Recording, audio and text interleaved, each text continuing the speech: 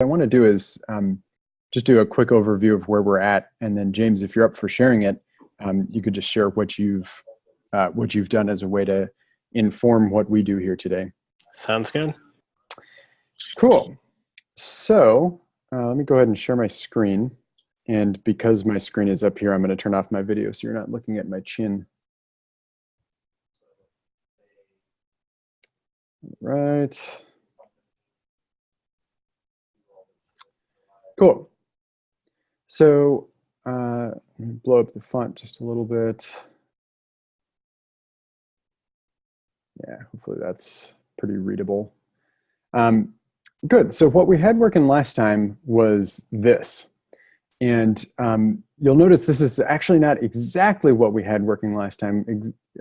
Exactly what we had working last time was this, which looked kind of funky. It had these funky rows. And so this is where I wanted to start, that we had not yet applied any styling to these rows, and so that's why they look kind of crappy. In React, the way to apply classes, just good to know, is with this class name. So camel case class name attribute. And there are a handful of things like this in React where when you're writing it in React, you use a slightly different name than what you would use in HTML. So that's true of some of the event handlers, I think. And I'm not remembering off the top of my head some other things, but just be conscious of that. So if we put this back in here, all of a sudden looks substantially better. So what we had going here is HTML app that upon mounting, so HTML app and our app component, when it first loads, when it first mounts, it goes and fetches the data from our Mutably endpoint, and then it puts it in state. And then we made this app component be something that when there are books in state, it maps over them and creates list elements. And so that's what we've got here. And we added the images too. So the next thing that I challenged folks to do is to implement a new component, because just like in all sorts of other kinds of coding, your app is really going to be the most approachable and the most debuggable and the most resilient if you break things out into small pieces. So we say that with functions, that a function should really only do one thing.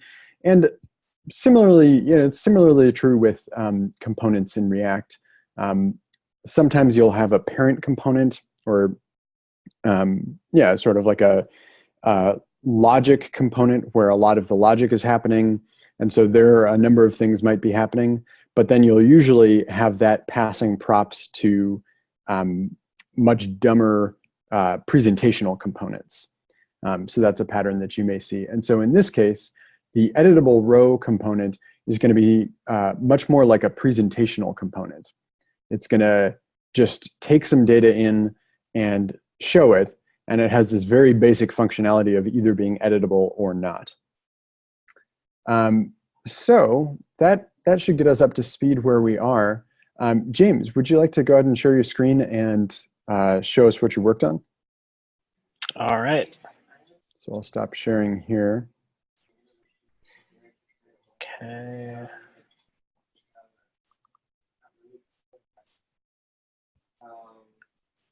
All right. Can everybody see that? Yep. Okay. All right. So what I started working on is I created a new file called editablerow.js for the component. And I created a new class for it, and I gave it for state, I gave it editable as a property. So that can be either true or false. And then I created two functions that right now all they do is they toggle that they toggle whether or not the row is editable. And those are going to be tied to button clicks down in the render. So for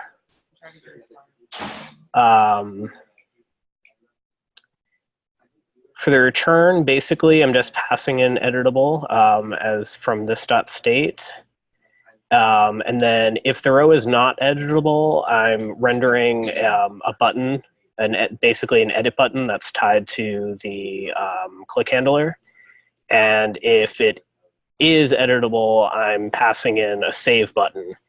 And so the part that I didn't know how to do yet and that I haven't gotten working yet is how to essentially pass in the data I need from books.map, in order to be able to edit these not as like their own buttons in their own rows, but as like one big row that does something. So let's see. So right now, this is what I have. So it just shows an edit button. If you click on it, it becomes a save in an input field, and it goes back to an edit, but it's not connected to the row otherwise. Cool. Cool, that's great. Did anybody else on the call make any progress on this since Monday? Have something to share?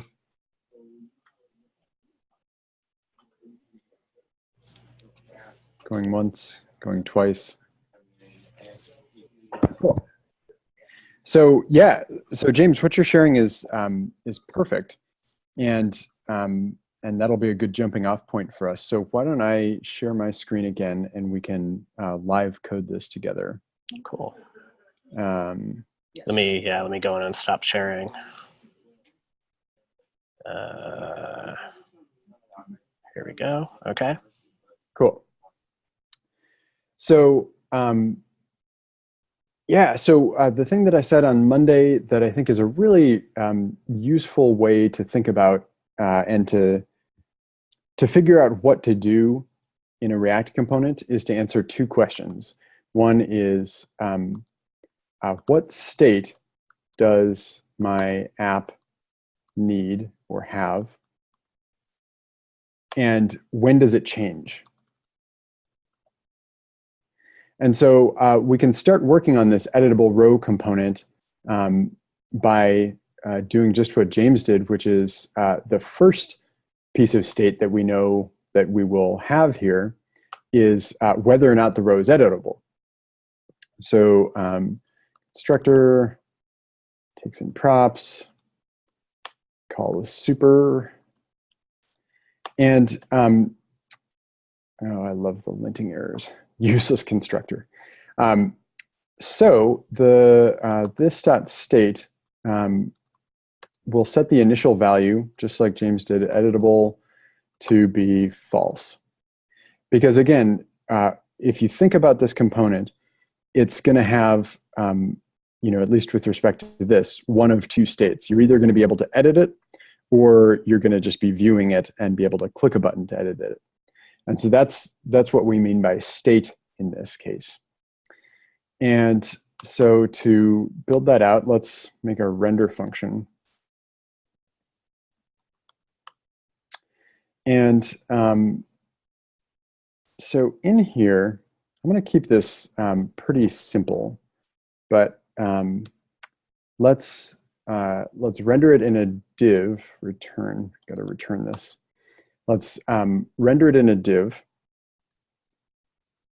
because until React Fiber, so the React version 16, all components have to return just one React node. So that means everything would have to be wrapped in one thing. With the new version of React, you don't actually have to have that. So you could have multiple things just without them being wrapped. But just to make this compatible, if somebody is not using version 16, we'll do this. And so let's throw in a button. That button, give it some styling from Bootstrap, button, and button success, I think, is green or blue or something like that. And we'll handle the click on that in a minute. And that button should say edit. Okay. And then what we want here is to just display, we could do a span. So just to display the value or the kind of like text of this row. And so I think what were we doing last time? It was title and author. Yeah, so what I'm going to do, just copy this or cut that.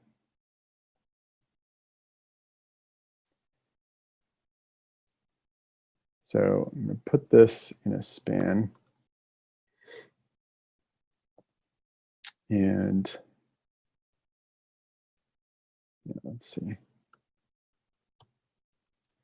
And so now we got to figure out where we're going to get the book title. Who has a thought about how that's going to work, where we actually get the book title? One thing you could maybe do is, because the other component knows what the book title is, it could just pass it to this component as a prop. Perfect. Yep. And this is a pattern that you'll see over and over and over again in React, is you'll have some sort of presentational component like this, which will get the thing that it's presenting through props. And so what we can say is const destructure, let's call it title and author. We can get that off of this dot props, which means that down here, when we're rendering this, instead of rendering what we were before, we can render an editable row and pass it as a prop, title equals, and then it's book.title, and author equals book.author.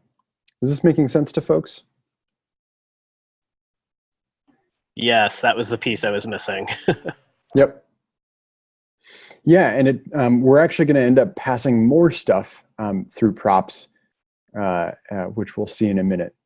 But so right now we've got this editable row component. We're passing title and author.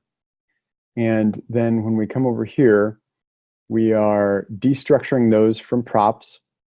We're going to put them in right here. So title and just do this for now. Title and just author. And oh, and let's do the image too. So this is, I'm going to actually call this image URL. Image URL.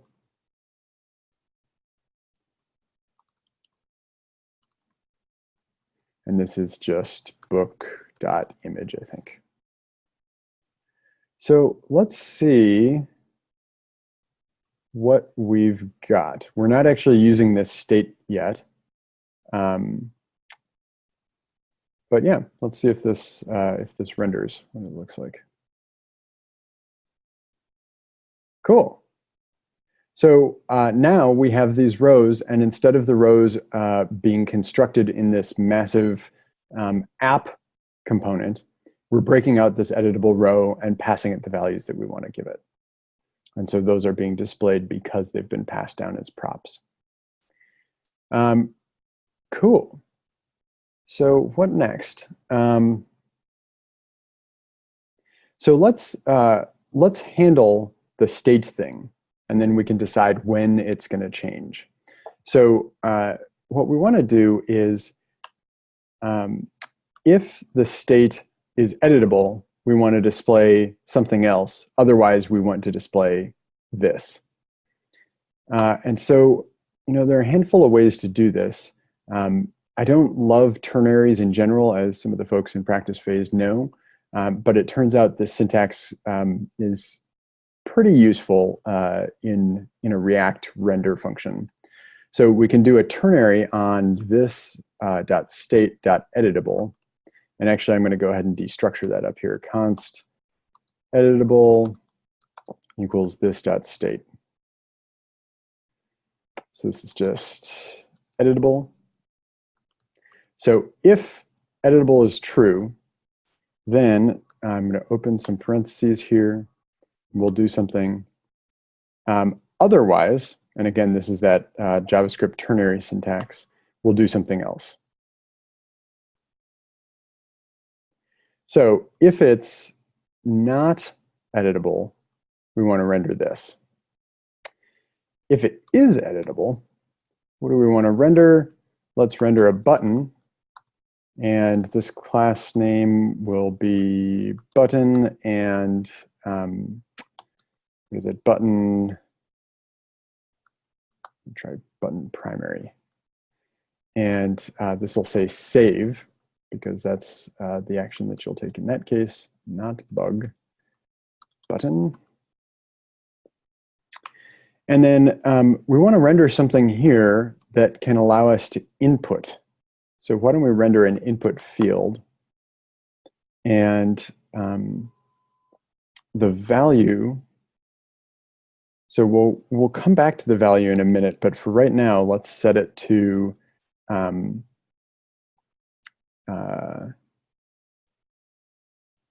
title plus you know what, let's it doesn't make sense to do it that way. Let's render a title and author input box separately. So this one will have value title, and we'll do another one input value author, right? So you could edit them separately theoretically. And the class name with Bootstrap, I think, is form control.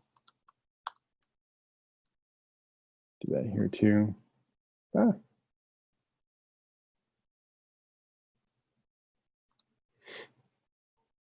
So we should have, if editable is true, then it'll render this button, the save button, with 2 input fields. We haven't actually done anything with those input fields yet, taken the value, and we haven't actually set any handlers for the buttons. So let's do that now so that we can actually test this functionality. So the button here, we want to do something on click. And so that just looks like this in React on click. And then we pass it a function here. So let's go up here and write a function that's purpose is going to be to make our component editable. So let's call it make editable. Doesn't take any values, and it just sets this. It does this dot set state editable equals true. Okay. And so then we just put that function name down here, this dot make editable. And you want to make sure that you're putting in the function, not calling the function. This would have a very different effect. And what you actually want to be passing here to the onClick handler is the function itself. There's one other thing that we need to do, because you could actually have a whole lecture on the this keyword in React, but suffice it to say, it can get a little wonky sometimes when you're passing functions around that are not bound to this component. And so what we need to do to make sure that the this, when this is being called, the this actually refers to this component, is up here we want to bind this function. So we can say this dot make editable equals this dot make editable dot bind, not bin dot bind to this. And again, there's a lot more to say about that, but what we're doing there is we're ensuring that when in this function we're calling this, or we're using the keyword this, it's referring to this component and not some other component. So this dot make editable. So if we run this now, theoretically, editable will be false. It'll render this. We can click this, and it'll show the editable text. Let's give that a shot. Adjacent JSX elements must be wrapped in an enclosing tag. Okay. So it doesn't like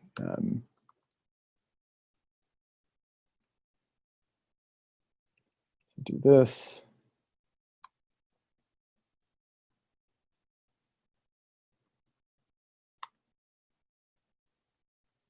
Okay. We'll do the same thing down here. Div. And paste this in here. And yeah. Okay. Doesn't look beautiful, but we've got an edit button, we've got our text, we've got the image, and when we click this, huzzah, it changes. So we've now got an editable row that has some state, and based on that state, the component looks differently. How are folks doing up till this point? Following? Everything clear? Any questions? No, this makes sense. Cool. So next logical thing to do would be to give this button some functionality. Just saw a chat come in. This is good and nice, nice. All right. That's what I like to hear. So who wants to walk me through giving some functionality to this button so we can make this a little more interactive?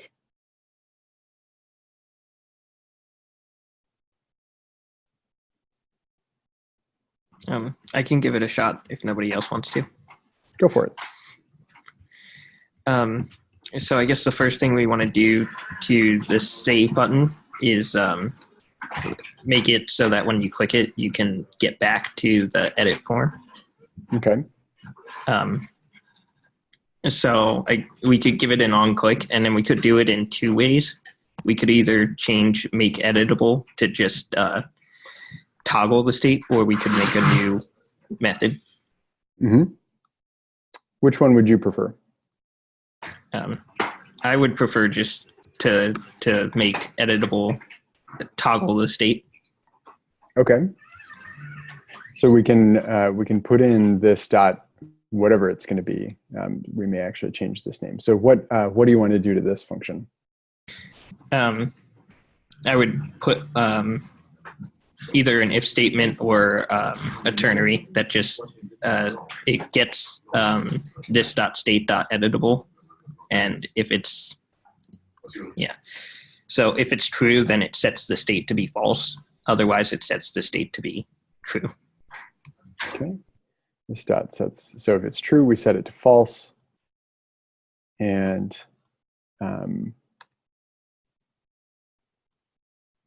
return. Otherwise, you can do this dot set state editable equals true. Is that what you were thinking? Yeah. Okay. And why don't we change the name of this to toggle edit or toggle editable? Yep. Sounds good. Cool. So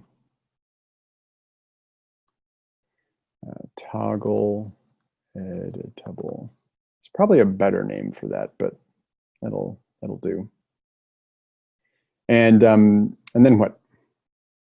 So we have to pass that to the on-click for save. Okay. This dot toggle editable. Okay.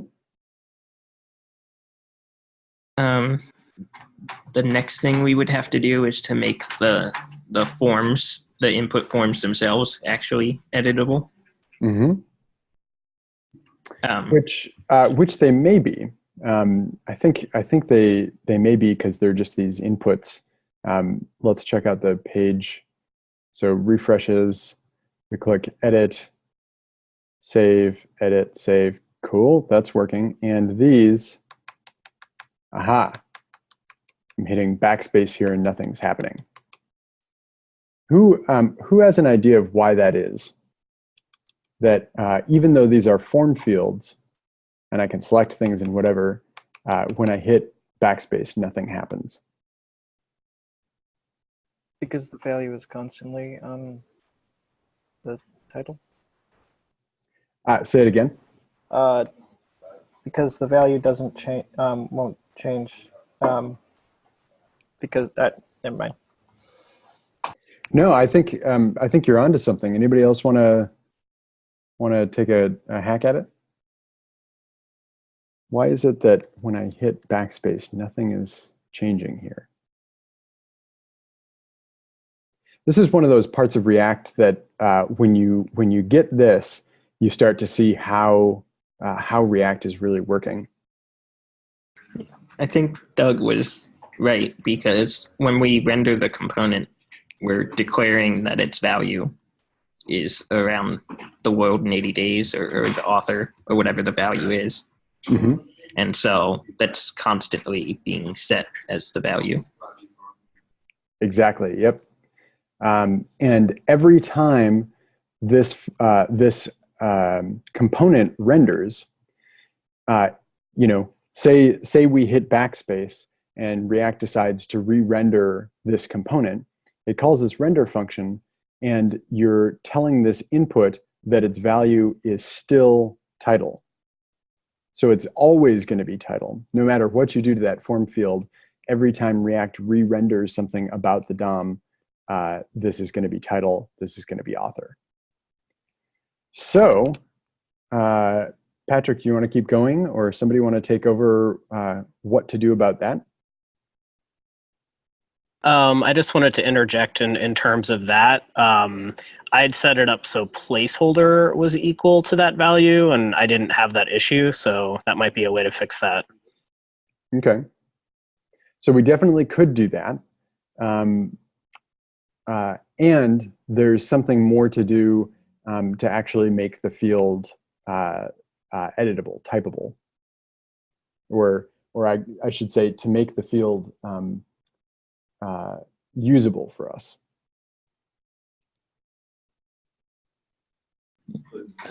If nobody else wants to, I can keep going. Sure. I think folks are probably getting a lot out of you stepping out and doing this. All right.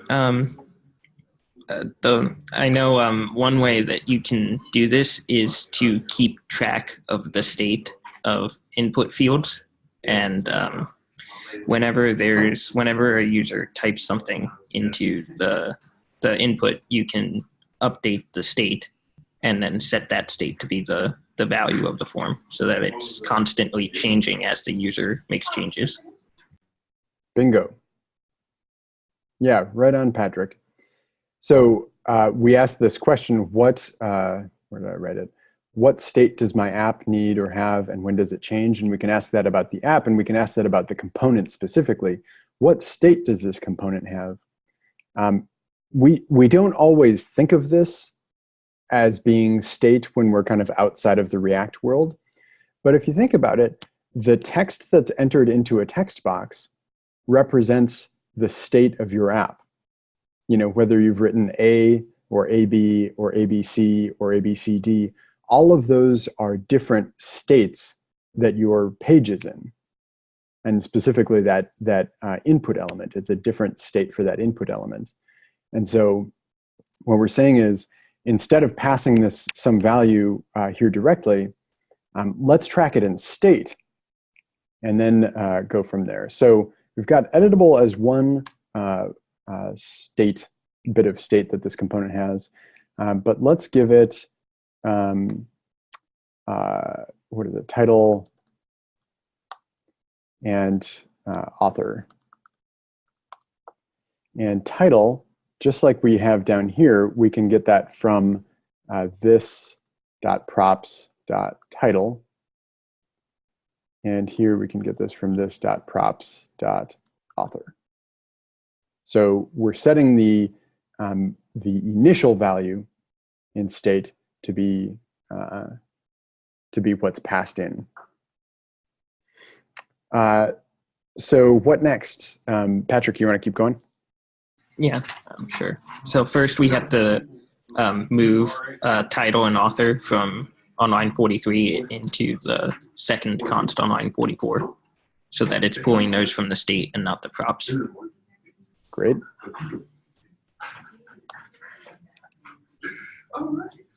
And then the next thing we have to do is add an event listener to both the input fields.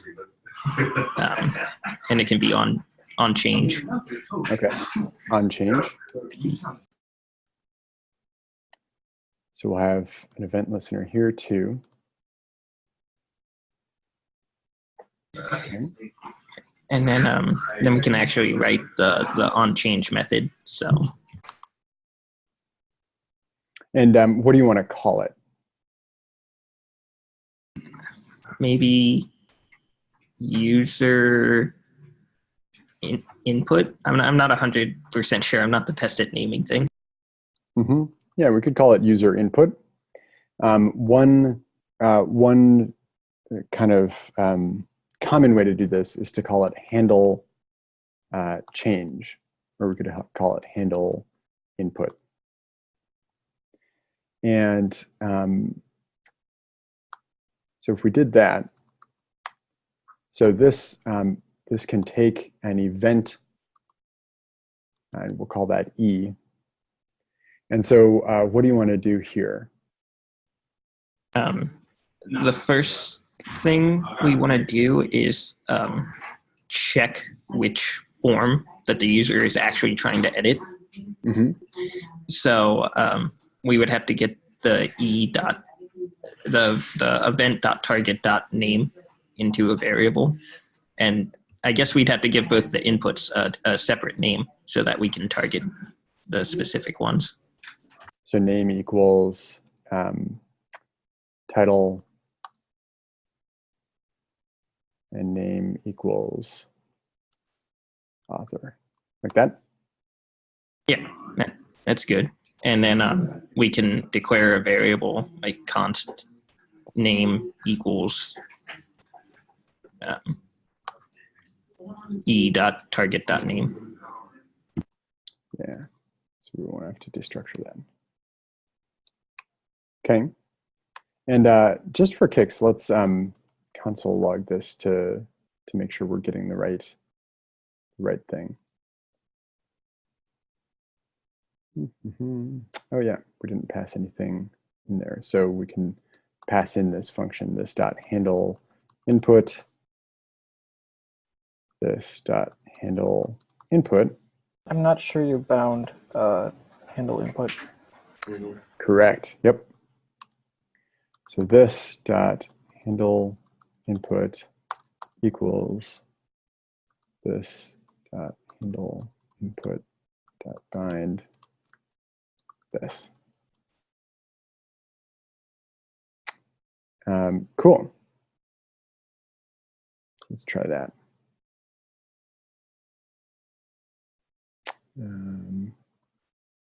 Fresh. So JavaScript console. Oh, and this is a warning that we'll address here in a second. So if we click edit, save. Oh, yeah, edit, and then we want to type something. So we're editing the title. You can see that down here. And when we come down here, we're editing the author. Good. So still not updating state, so we're not seeing it change, but we've got the right input. So now what? Now we want to actually change the state. So we would call this dot set state.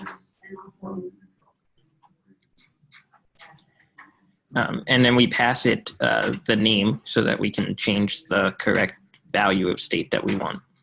Mm-hmm. And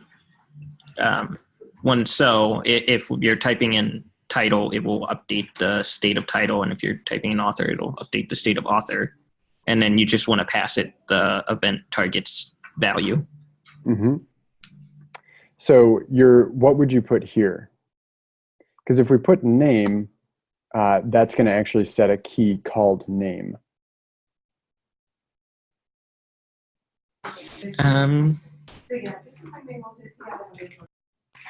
Yeah.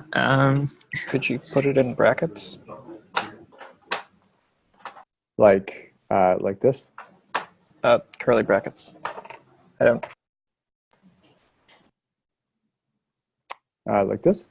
Yes. I'm gonna look into such site. I'll be back. Uh-huh. Yeah, I actually, I bet there's a way to do this. I don't actually know off the top of my head the way to set not name, but the value of name as the key when you're creating an object like this, an object literal. So if somebody knows how to do that, we can do that. Otherwise, I'd say for now, let's do the slightly clunkier way where we just do an if statement, if name triple equals title, then we can set the state of title otherwise. Is that okay, Patrick? Yeah, that works. Yeah, I know there's a way where you can pass set state the variable name and not the literal name. Mm-hmm. Because they have an example in their documents of how to do that. I just can't remember it off the top of my head. Sure. And and we're passing here e dot target dot value. Okay. And else this dot set state name, not name, author e dot target dot value.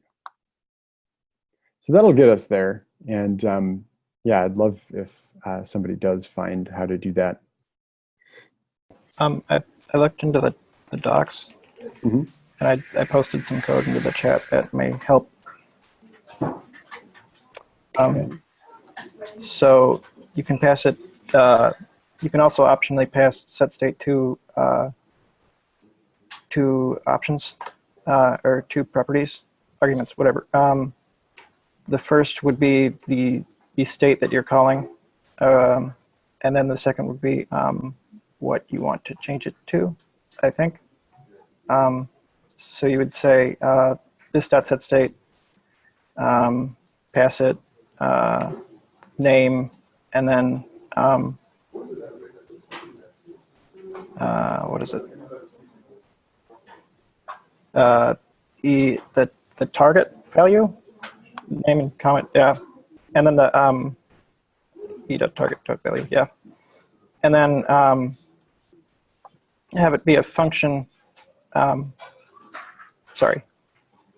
So this is a function? So that's those are the properties. Okay. So this dot set state can also be passed a function. Uh-huh. And so we would pass name and e.target of value, and set return name to be an object of name where. Let me just write it out in the chat, and I'll. Okay. I also I found what I was talking about from the props. I just put it in chat. So you can also do you can put brackets around a property, and then it will evaluate that as the variable and not the literal string. No way. Oh, okay. Never mind. Go JavaScript. Yeah, we're doing that in a project I'm working on with React right now, and that works. So cool. wonder if that's a new syntax or if that's been there. Doug, what you were getting at, I think it may be able to do what we want, but in particular, the syntax that you're talking about where you take a function. So the idea is that you're taking the previous state and props, and then you can set state based on the previous state. And the reason that this is relevant, or one of the reasons that this is relevant, is because this .set state does not happen synchronously. So when we call this, React does not promise that it happens right away. And so you could actually call this .set state and then have your component render before the state has actually changed. Oh, okay. And so sometimes, including when you're doing like text input and stuff like that, you want to set the state based on what the previous state was, not what the current state is. Does that make sense? Yes, it does. Yep. Thank you. So, put that in your back pocket. So this should get us there, right, Patrick? Yeah, it should. So let's give it a whirl.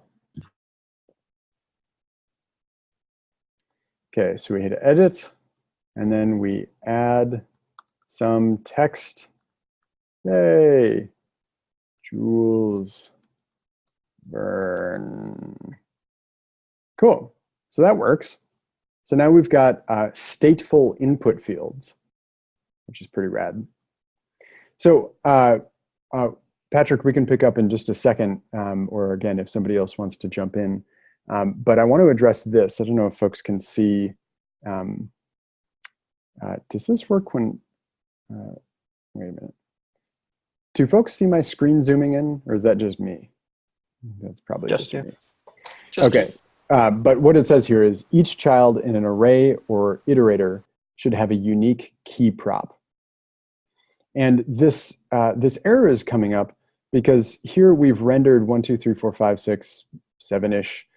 We've rendered 7 elements in a list that is uniform. And React can tell that. And what we want to do is give React a key so that it can actually identify these different rows by something. Because to React, this is just an editable row, an editable row, an editable row, an editable row. But the way that the React engine works, or the reconciler, is if something is changed in one of these rows, React wants to be able to figure out which row that is in the virtual DOM, map that to the actual DOM, and make a change in that row very quickly, like without having to search through anything. And giving it this key prop allows it to see the thing in the virtual DOM maps to this thing in the actual DOM, and it can more efficiently update the element. So anytime you have a list of things, you're going to want to give it a key prop. And in this case, we want to, so this would be key equals, and we want to give it something here. One of the best things that you can do to give it is give it a unique ID that stays the same for that same element between different renders, which would be the book ID in the database. And if I'm actually not going to remember. It's _ID is what we get back. So let's do this. Let's, oh, actually, we don't even have to set it up in the component. We can just set it right here. So I'm going to make this map out like this, a little bit easier to read. And we're going to add something key equals book dot _ID. So that way, React can identify this, and even if one of these rows gets taken out, it can still quickly identify, oh, this is the same row that I rendered last time. So I can get rid of this. So hopefully if we do this, then the warning will go away. Maybe not. Do you have to put the key on the list item instead of the editable row component? Maybe? Yeah, you know what? That's probably probably what it's complaining about. Thank you. Yeah, because the top level thing that it sees repeating over and over again is this list element. So let's give it key book ID. Bingo. Great. So we can edit, we can change the text in here. What next? Somebody other than Patrick want to jump in? It doesn't actually save it though, does it? Correct. So if we say this is around the world in 14 days and hit save, it will update the state of this component, but it doesn't actually save it anywhere. It doesn't actually save it back to the API. Okay.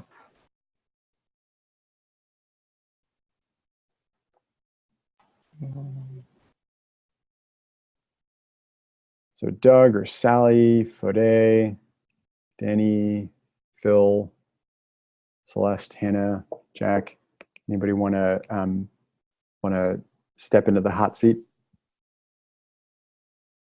Well, without stepping too much into the hot seat, I think wouldn't one idea be like on the save, on the submittable save, do a fetch to the Mutably app to the an update function or something like that, or I mean an update method of some type, where you hit the fetch and then you're able to update, do an update request on, or put request in this case on the actual item that you're updating. Mm-hmm. Yeah, so if I follow what you're saying is, if we did this and we added some exclamation points and then we click save, that in this click handler, what we want to do is actually make a fetch in that moment to or use the fetch API to make a request to the server to update that component. Yeah. Cool. Phil, would you like to talk us through that? I'm thinking since the editable toggle, I mean, since the editable component doesn't really have access, what I'm thinking of is in the editable row component, if we could actually do the fetch request there, or would it be better to do the fetch request in the app component and then just have the props update the safety back? That's the one thing I'm kind of stuck on as I'm talking through this. What do other folks think? I feel like it should go in the toggle editable. Okay. So we can put a fetch in here. Yeah. Mm-hmm. Yeah, that sounds right. Yeah, so let's go ahead and do it. So if this, if the state is editable, and so this is the save operation right here. So we're setting editable to false, and here we want to update the API. So Sally, you want to walk us through the fetch request? Let me think about it. Uh-huh. Yeah, I'm putting you on the spot, so no pressure. I don't know how to do it by heart. I guess. So we start with fetch, a call to fetch. And the endpoint is going to be the same as we had before. So I'm going to copy it from my other screen here. So we're doing a fetch to that same endpoint. Although to update, and so we can look at the docs here, to do an update, we want to do a put to the specific ID. So what we can do is we can make this template literal, and here put in the ID,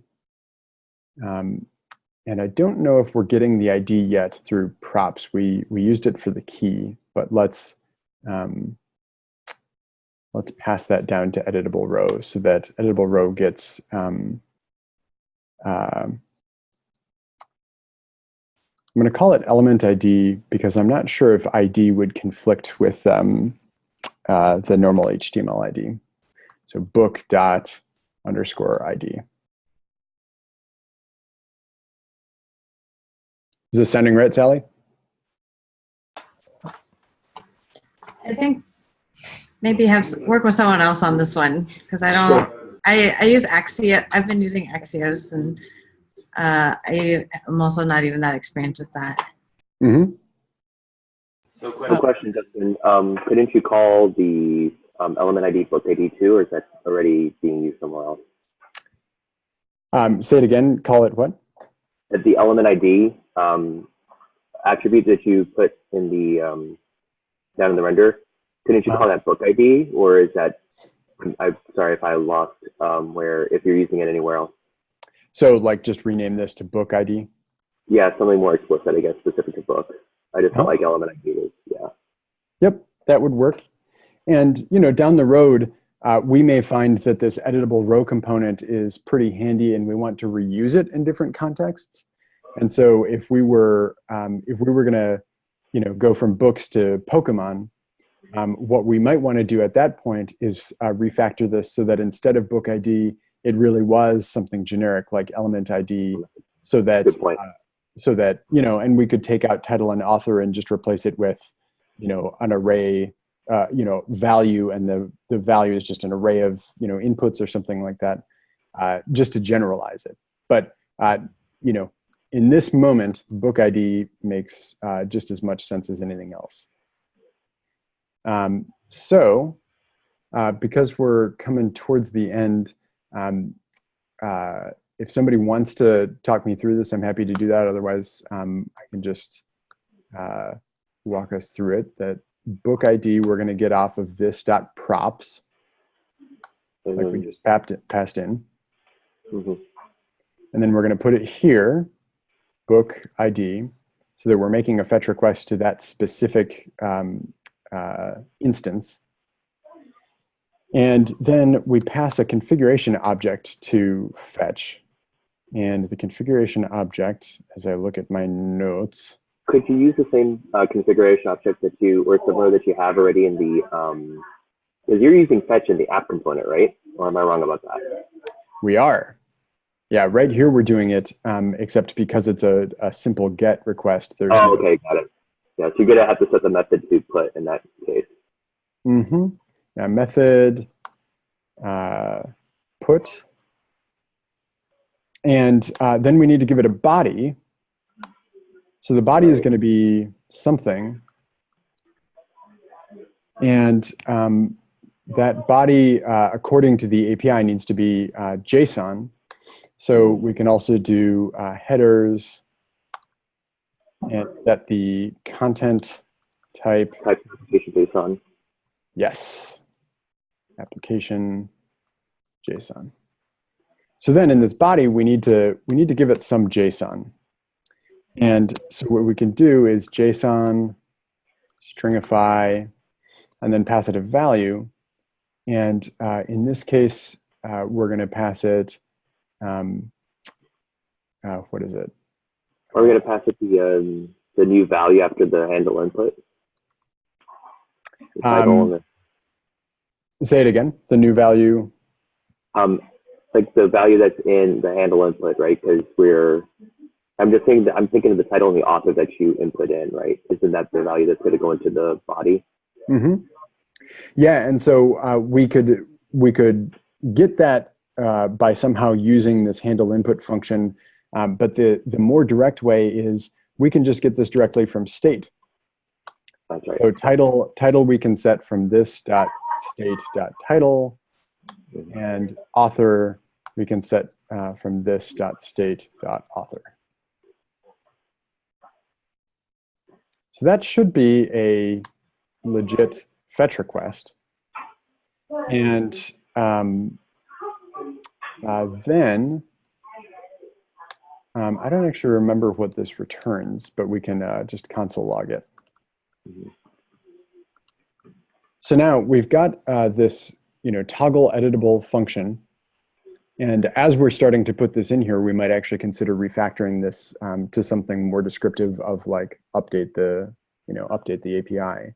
But for right now, when it's editable and we click the button, we're going to set the state to false, and then we're going to make this fetch request with the current value of state, and then we're going to console log whatever we get back. Should we give it a shot? Let's do it. All right. So 80 days is a long time. Let's make it around the world in 8 days. And Jules Verne's secret middle name was Lawrence. That's a complete lie. I don't know that. And if we hit save, we can look down here and we can see the response. Okay, and the body of the response, readable stream that we would need to parse, I think. But we got a 200 back. So now if we refresh this, this should say the same thing. And indeed it does. Around the world in 8 days. So we've just successfully made a put request.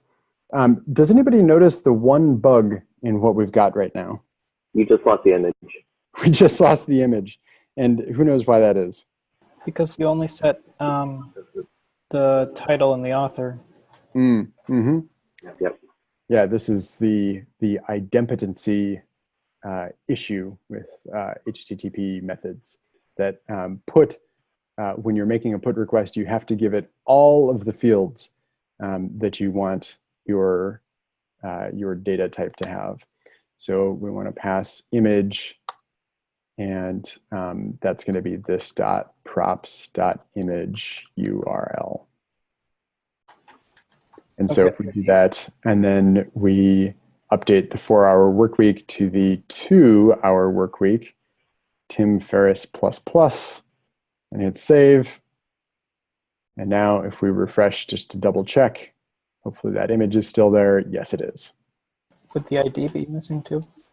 Yeah, and the ID we don't need to pass in here because we're specifying it here. Oh, On the back-end implementation of the server, it's getting all of these fields from the body, and it's getting the ID from the URL parameter. Okay, thank you.